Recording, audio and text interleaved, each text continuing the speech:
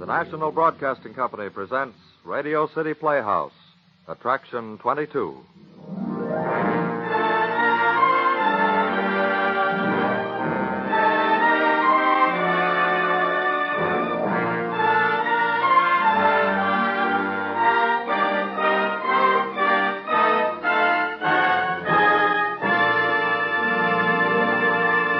And here, ladies and gentlemen, is your director, Harry W. Junkin. Thank you, Bob Warren. Friends, 4 weeks ago, Radio City Playhouse presented a play called 5 Extra Nooses by Charles Lee Hutchings. Listeners across the country wrote to us commending the script and its theme. Tonight, we present another script by this penetrating and able writer. As a matter of fact, we feel very warm towards Mr. Hutchings because, whether he knows it or not, he has the much-to-be-valued talent of pointing a moral while still remaining entertaining.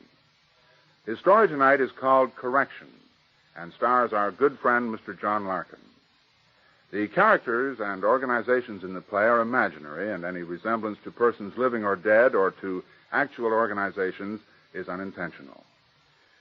Here, then, is Radio City Playhouse, Attraction 22, Correction, by Charles Lee Hutchings.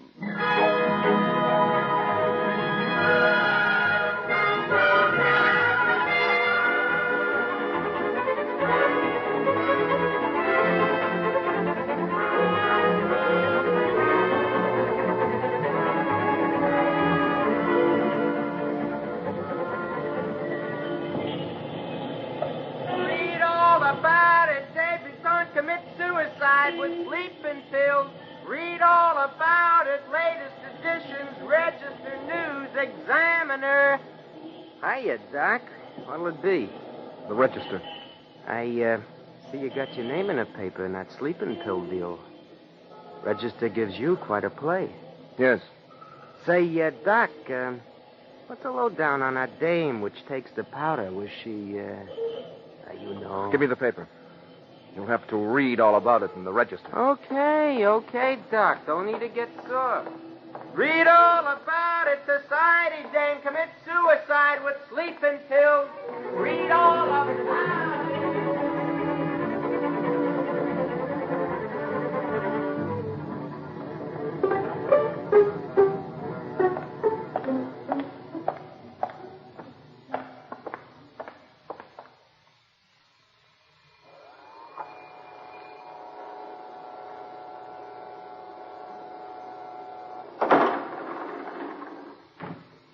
Take me to the office of the night editor. Okay, he's on the 4th floor. I seen him not more...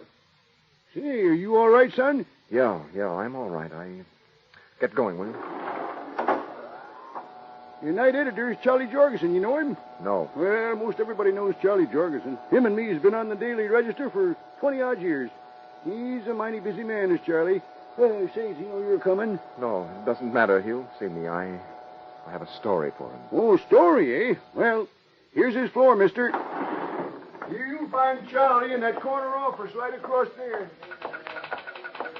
Hey, Spike! Where the heck is that kid? Hey, Spike! Listen, Turner, don't phone me again. I'm not going to argue with you, I'm telling you. Sit down, fella. I'll be with you in a minute.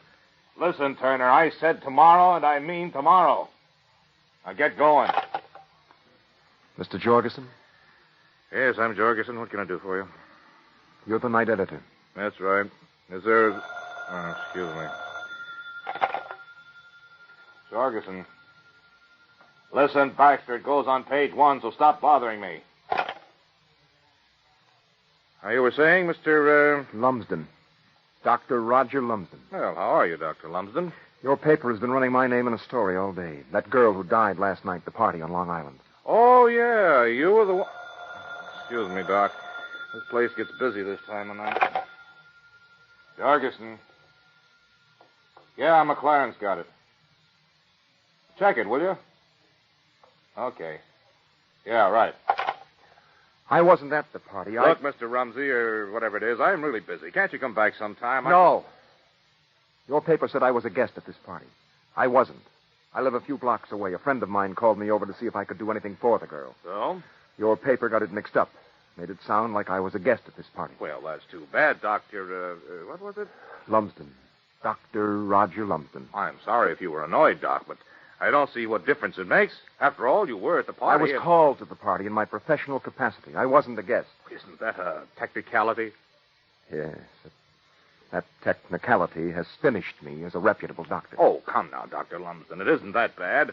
After all, you were at the party. It is that bad. The hospital asked me to resign tonight. I'm finished. Patients have been canceling appointments all day. By innuendo and implication, your story says I'm a fast and loose society doctor who gets roaring drunk with people of dubious morals and supplies them with drugs. We said no such thing. Not in so many words, no, but that's the impression you created. Look, Lumsden, you're putting your own construction on the story. We didn't say anything of the sort. I don't think I can help you. There's nothing I can do. Yes, to... there is. What? I want to talk to the reporter who came out to the house where the girl died. Young fellow wore glasses. Mike Beamy. She's off duty now. Oh, excuse me. Jorgensen. Yeah. All right, call extension 497, Jim Monroe. Okay. Mike Beamish is off duty. Leave your number and I'll have him... Hey, put that gun away. Don't make any noise, Jorgensen, and don't try to push any of your buzzers. Are you nuts? Hey, is that thing loaded? Full clip. I tell your operator you don't want any more telephone calls in here. Tell her now. Are you crazy? Pick up the receiver and say no more calls, and I'm warning you, Jorgensen, if you say anything out of order, I'll kill you. I mean it. Now, listen, Doc, you can't... No more calls. Quick.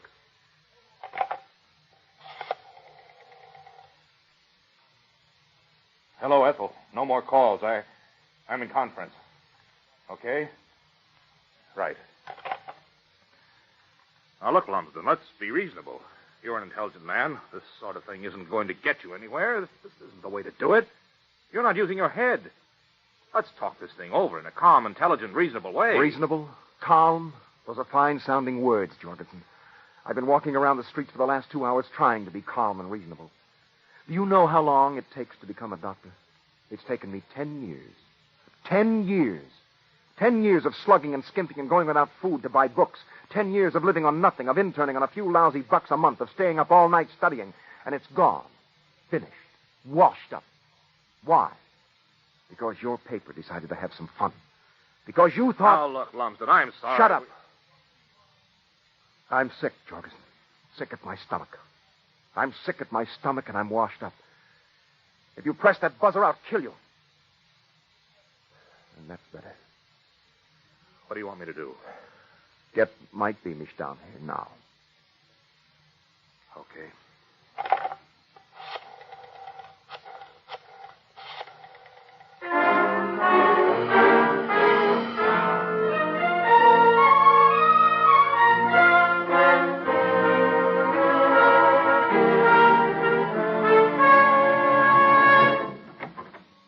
Hi, Charlie. What's the pitch? When I got your phone call, I...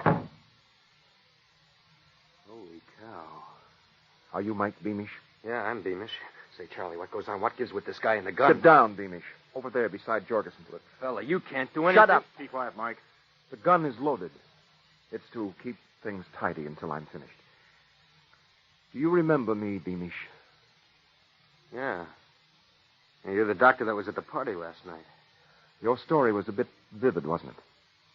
What do you mean? Where did you get that information about my father? Well, we dug it out of the files. One of the editors remembered your father had been well known. Let's stop playing games, shall we? Suppose I refresh your memory. Suicide at Wild Party. Glamorous Joyce Farley, beautiful Broadway showgirl, died last night by her own hand. Clad only in a diaphanous white chiffon nightgown. It wasn't a nightgown. It was an evening dress. Oh, for gosh sakes, Doc, I mean nightgown, evening gown. How am I supposed to know? There's a mighty big difference. A white evening gown suggests dignity and refinement. A white chiffon nightgown suggests all sorts of things. Oh, now, look, Doc, you're making a mountain out of a molehill. Be quiet. The end of a wild champagne party and so on and so on. Dr. Roger Lumsden, well-known society doctor. What do you mean by society doctor? Look here, Lumsden. Beamish just reports what he sees. I'm asking him what he means by society doctor. Well, I'm waiting, Beamish. Oh, they were pretty fancy people. Did you mean that I'm a high-priced gentleman that panders to weak-minded rich women who have nothing better to do than take pills? Did you? Oh, no, I... Did you know that I had never seen one of these people before in my life? Not one of them? Did you know that? Why, no. Through a somewhat strange coincidence, Dr. Roger Lumsden, who pronounced the girl dead, is the only son of the late Professor Kenneth Lumsden, who also ended his life through an overdose of sleeping pills. The late Professor Lumsden was one of America's foremost authorities on serial chemistry. He resigned from academic life following a scandal in connection with reported irregularities in faculty-student relations. That makes me sick. I know every word of it, and it makes me sick. Now, look, Doctor, Well, maybe I wrote that story a little bit fast. But I didn't dig up the stuff about your father. Who did? I'd like to know what brilliant journalistic mind remembered my father's trouble. Well, Beamish, I hope you gentlemen are aware that since I have nothing to live for myself, it wouldn't cost me a thought to shoot both of you. Who's Myers, our managing editor? Beamy, shut up. This guy's crazy. What's the matter, Mr. Jorgensen? You men have a pact to cover up each other's dirt?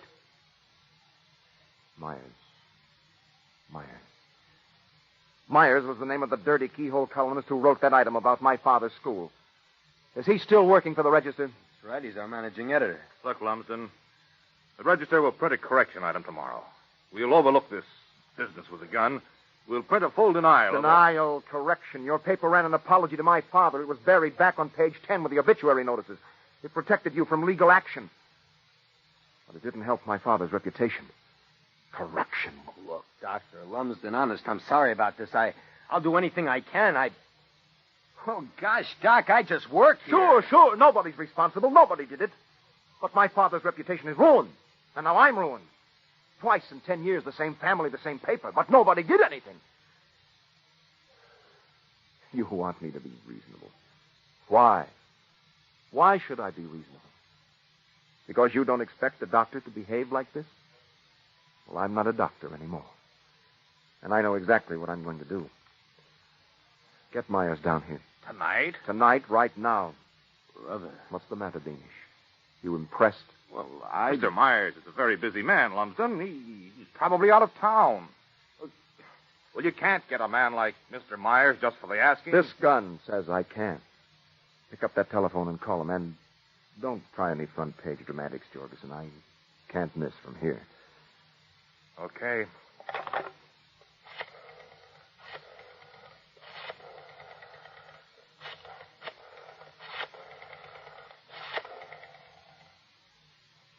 Hello, is Mr. Myers there, please? It's Charlie Jorgensen at the Register. Yes, it's very important. Jorgensen, if you let your hand touch those buttons on your desk once more. Look, Doc, you can't. Be quiet, Beamish. Jorgensen, I'm not fooling. Hello, sir. I'm sorry to disturb you at home, but, well, something very important has come up. Well, I can't talk about it on the phone. Well, I know, sir, but I'm afraid you'll have to come down right away. No, sir, I really can't discuss it on the phone.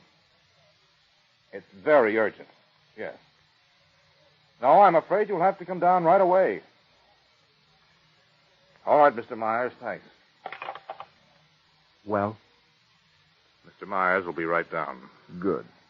Now, we'll just sit here and wait for him. We've all got a lot to think about.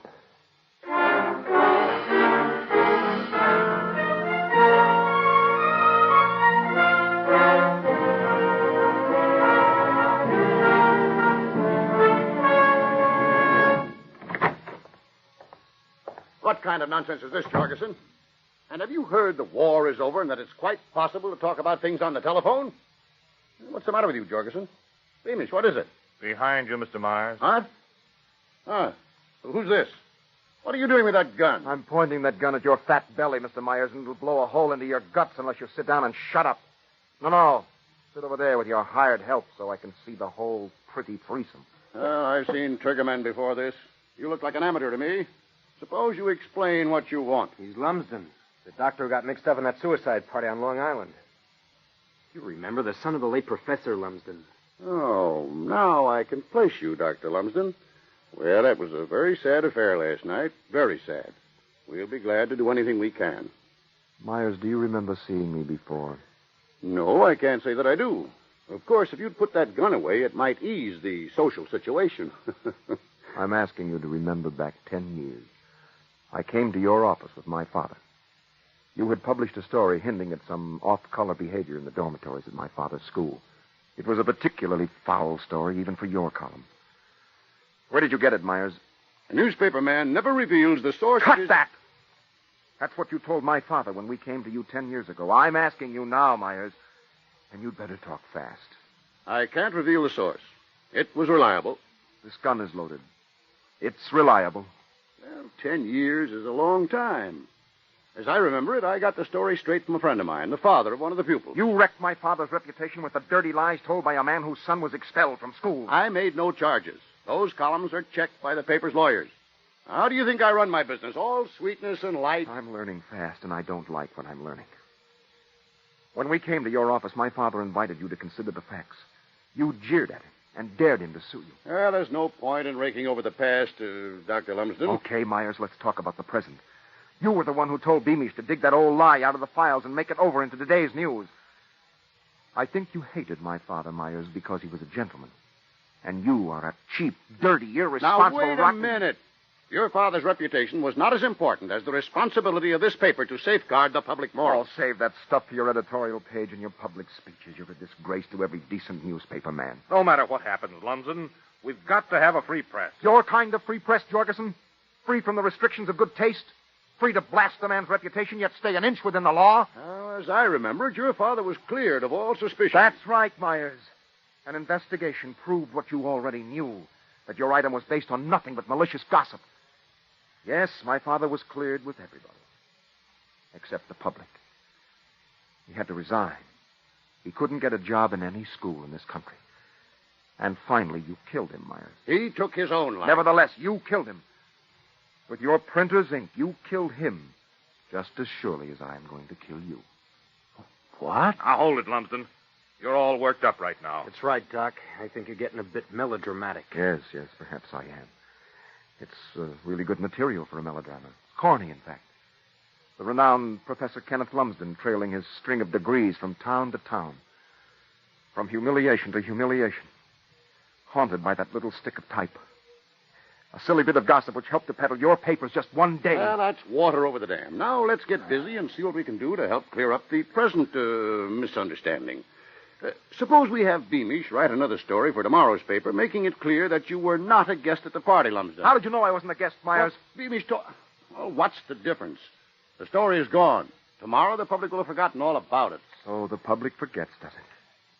I wonder if you know what you're talking about. I've been in the newspaper business for 30 years. I know the public. Then you know that a paragraph of type can kill a man's reputation. You know that, don't you, Myers? I know I'm not going to sit here at 10 o'clock at night discussing my business with every Tom, Dick, and Harry who roams in. I'm leaving. Hold it, Myers. This can all end right now if that's how you want it. Now sit down. Well, suppose I admit that we have caused you some embarrassment. There have been 6 generations of teachers, doctors, and professional men in our family. Your story in today's paper has put an end to it all. You're exaggerating, Lumsden. Am I? Do you really think that, Jorgensen? Do you, Myers? Do you think that I'm exaggerating? Well, the story is routine news. It'll be forgotten right now. It's 10 hours old, and it'll be forgotten right now. I'll make you a bet on that, Mr. Myers. I think this thing all boils down to something between you and me. Beamish here is just a kid. He's still got a chance to become a decent reporter. Jorgensen just sort of let things happen. I think you're the man who's important. So I'll make you a bet. I'll bet you that I'm finished. I'll bet you that 10 years of work and struggle and hardship are wasted. You see, Myers, I know what happened to my father. So we're going to do a little experiment. You're going to telephone 12 people. Just pick them out of the telephone book. And I'll bet you that not one of them has forgotten this story.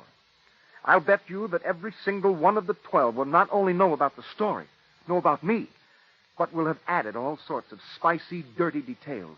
Details which you imply, but don't print. You want to make the bet? Certainly I'll make the bet. How much? Your life. What? If you lose, I'll kill you. The bet is your life. Beamish. Jorgensen. This man is crazy. Get started. Get on the phone. Now. I don't understand. Just pick the numbers out of the telephone book at random. But that's not fair. How can I tell whether they... That's just it. You can't tell. We'll let them give the verdict on me. But it's only routine news. I can't... Well, it's impossible to base any Stop accuracy... stalling, Myers. Get on that telephone. Just pick any numbers you like. We'll keep this extension open and listen now. Get going.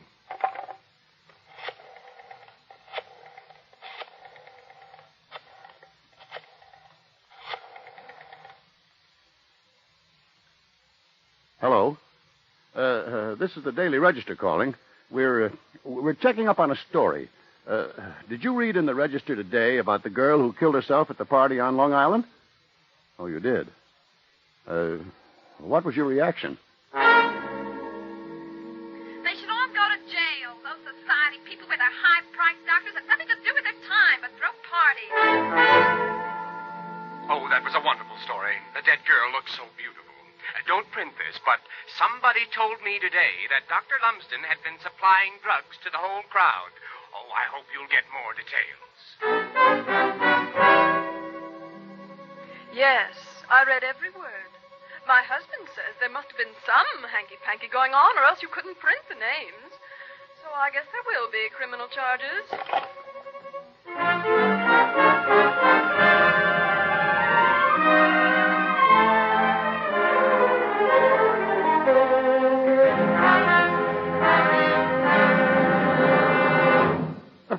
The fools! Oh, Lumsden, I had no idea. We'll put an apology, a correction tomorrow. Stop it, Myers. You've lost your bet. Oh, look, Lumsden. Most of us in this business try to do the decent thing. Oh, I admit that we've done a lot of harm with a careless item. There's no use talking, Jorgensen. Mr. Myers has lost his bet. Oh, look, Doctor. We'll print a full story about your father. We'll print anything you like. We'll print an editorial about the carelessness and unethical newspaper practices that injure innocent people. You're frightened, aren't you? Oh, well, Jorgensen, you and Beamish keep perfectly still. Mr. Myers, sit down at that typewriter and write an honest story for change. And you'd better make it good. I just want the truth. The truth as you know it to be. Now, go ahead. All right. All right, I will.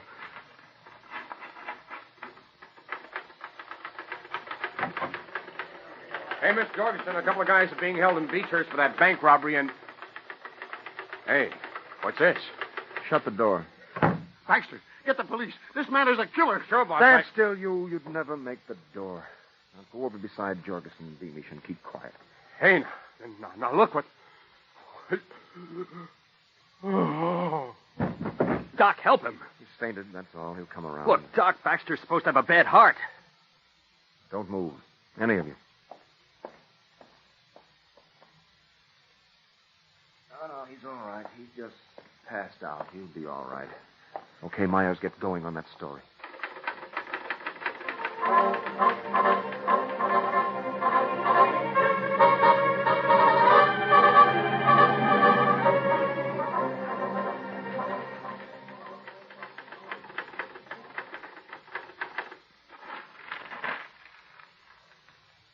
There's the story, Dr. Lumsden. You see, I've cleared both your father and you. Can I go now? Supposing you read it out loud first. Sorry you fainted, Mr. Baxter. You won't understand what this is all about. There's no doubt Mr. Jorgensen and Mr. Beamish here will be pleased to tell you all about it. Now, relax, gentlemen. Let's listen to Mr. Myers read us his story. Go ahead, Myers. This is to certify that I, Walter J. Myers, contrary to all good newspaper ethics, used an unchecked rumor as the basis of a news item in my paper. The rumor turned out to be false. It destroyed the reputation of Professor Kenneth Lumsden. I also instructed Michael Beamish to repeat the item yesterday in a story concerning Dr. Roger Lumsden, his son. Yesterday's story deliberately and in a sensational manner delineated Dr. Lumsden in such a way as to defame his character. I, as editor of this paper, will do anything Dr. Lumsden suggests in order to correct the error in the public's mind. That's it, Doc. In view of what happened to my father, this reads like a confession of murder. You know now that you killed my father with printer's ink. You admit that, don't you, Myers?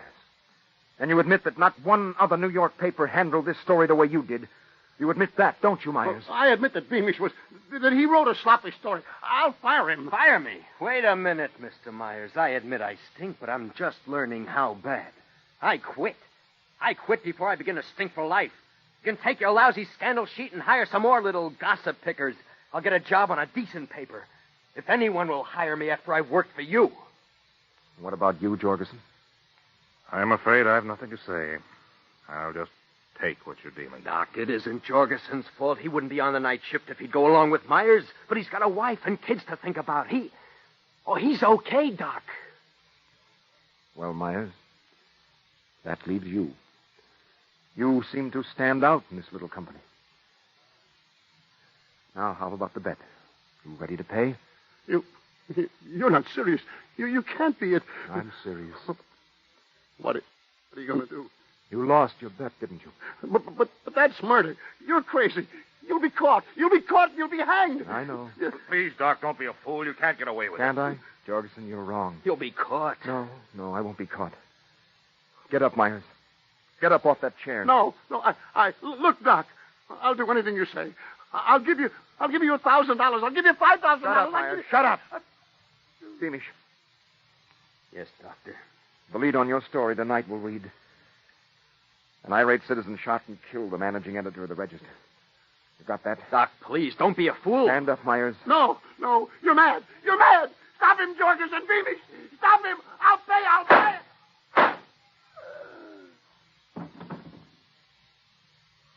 Holy cow.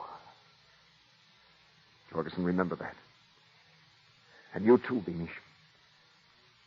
Now, Baxter, we haven't paid much attention to you in all this. You got anything to say? No, I haven't. Quick, Doc. That window leads out to the fire escape. There'll be a million guys in here in about 30 seconds. Oh, thanks. I guess I'll stick around, Beamish. There's only one place for me to go. No, Doc. Don't do that. Stop him, Jorgensen. He's going to kill himself.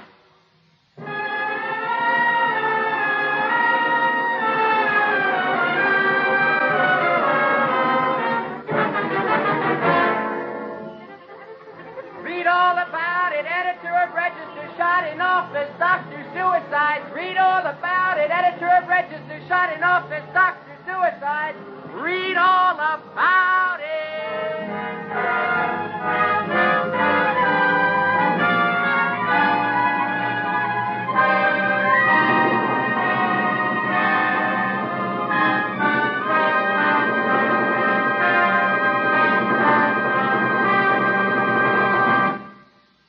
You have just heard Correction, Attraction 22 on Radio City Playhouse. Correction was written by Charles Lee Hutchings and directed by Harry W. Junkin. Dr. Lumsden was played by Mr. John Larkin. Other members of the cast included Lou Hall, Floyd Buckley, Bill Lipton, Joe Helgeson, and Betty Harrison. The music was composed and conducted by Dr. Roy Shields. Radio City Playhouse is supervised for the National Broadcasting Company by Richard P. McDonough.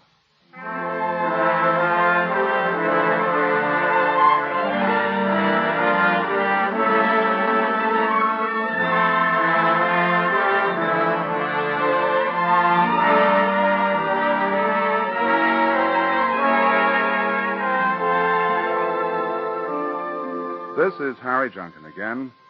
Next week on Radio City Playhouse, I Remember Mama, based on the delightful story Mama's Bank Account by Catherine Forbes. The same story characters are all back in their own inimitable charm, and the story deals with Papa's long and finally successful attempt to become a United States citizen. So join us next week for I Remember Mama, Attraction 23 on Radio City Playhouse. Good night, everybody.